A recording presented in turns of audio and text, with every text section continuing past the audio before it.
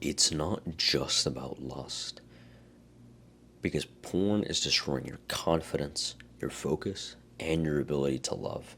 And a lot of guys don't realize that until it's too late. If you don't know me, my name is Krishna.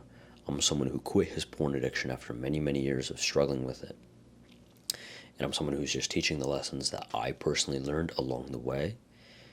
And I make these videos so that hopefully you can quit too and you don't have to suffer as much as I did. The best way that I can describe poor mental health, the best way that I can describe depression is it's not like a sadness. For me, it was more like a perpetual emptiness. Nothing felt colorful anymore, if that makes any sense. Like life felt gray.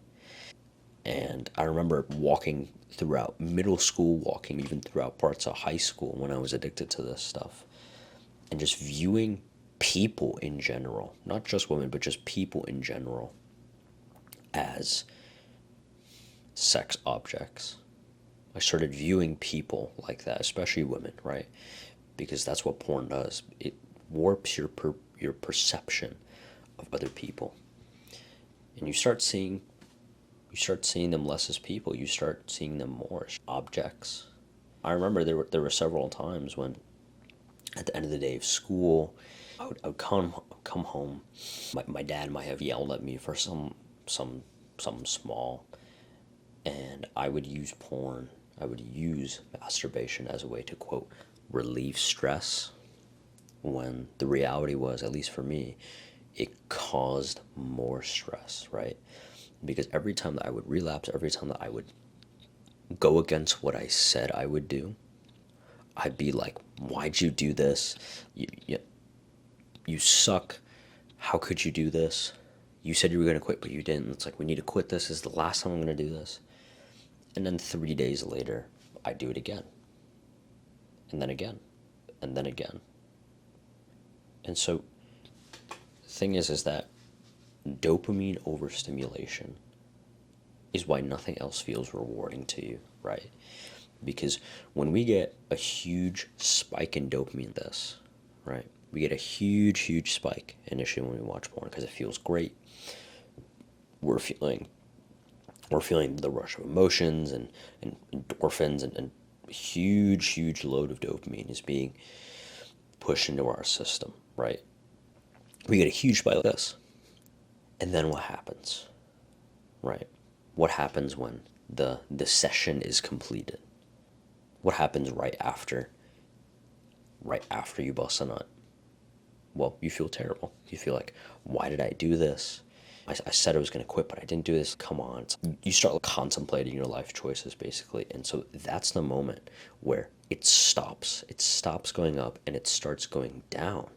And the thing is that it goes down below your baseline of dopamine, right? It goes down below that baseline, which is why you feel bad, you feel shameful, you feel guilty for doing it. It goes down below the baseline. And then now, eventually, you just have a new baseline that's lower than the one that you previously had. And so you keep doing this, and eventually, next thing you know, you're doing it twice a day, you're doing it 3 times a day. You're watching it multiple times a day.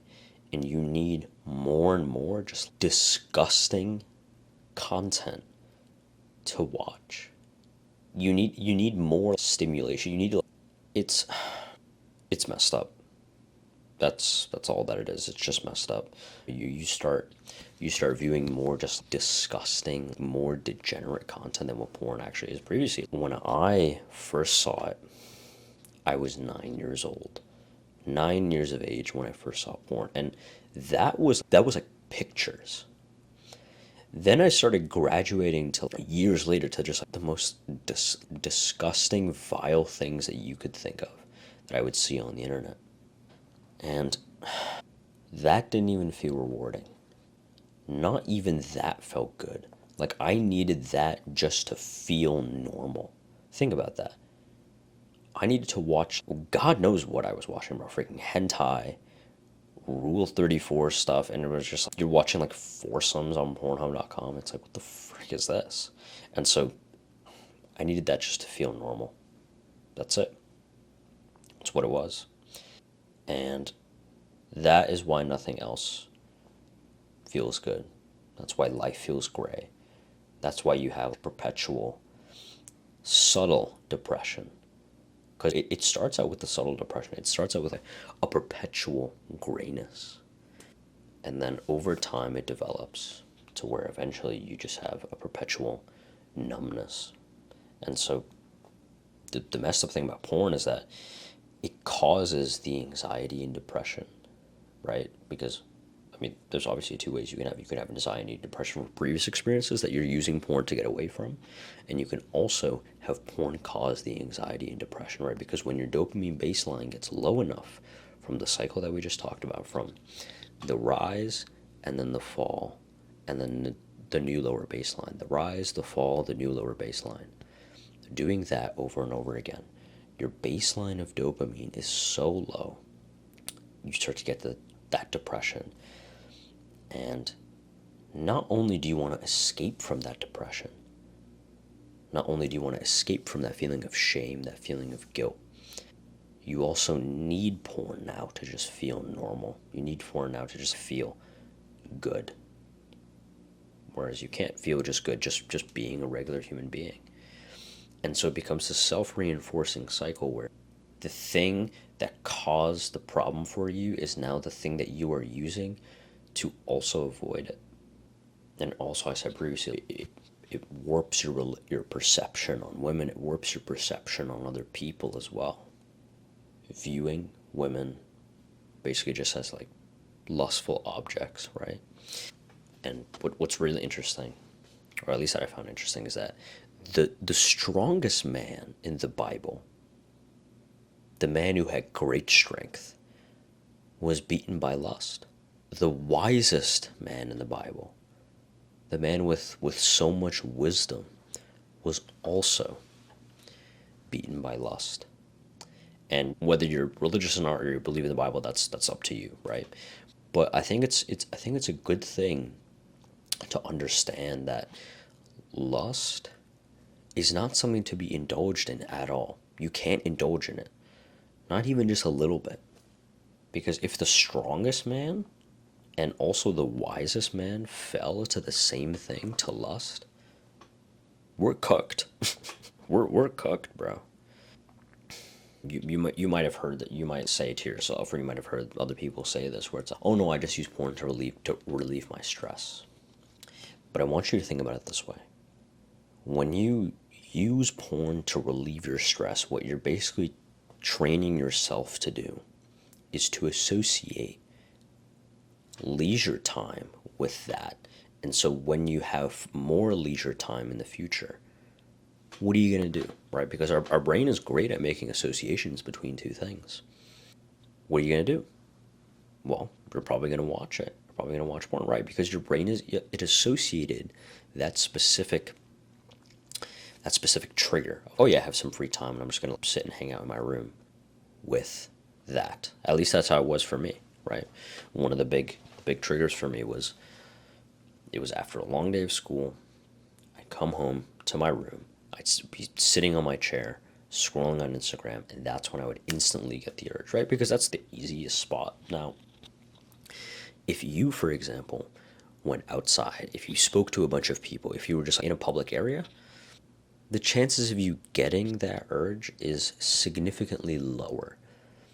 It's not zero, because some guys are freaking weird and they do that stuff in public, right? Even I did it.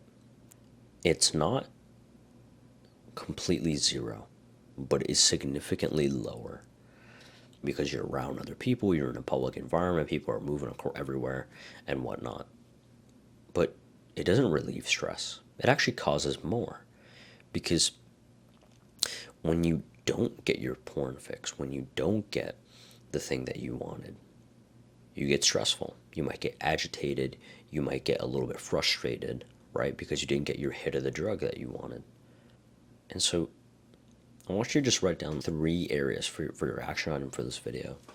Just write down 3 areas of your life, 3 of them, that porn is negatively affecting. It could be your confidence, it could be relationships, It could be your focus in school. It could be, I don't know, it might be your physical discipline, like some type of sport, right?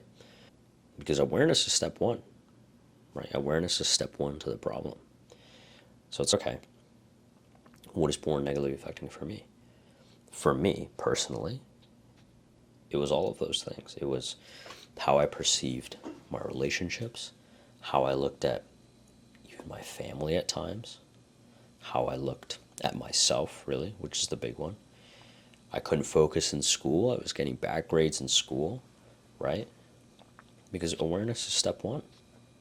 And so if you want to go further than just the awareness, if you want the actual full step-by-step system that I use to quit, that you can use as well, then you can click the link in the description down below. And I hope this video helped you, brother. Take care.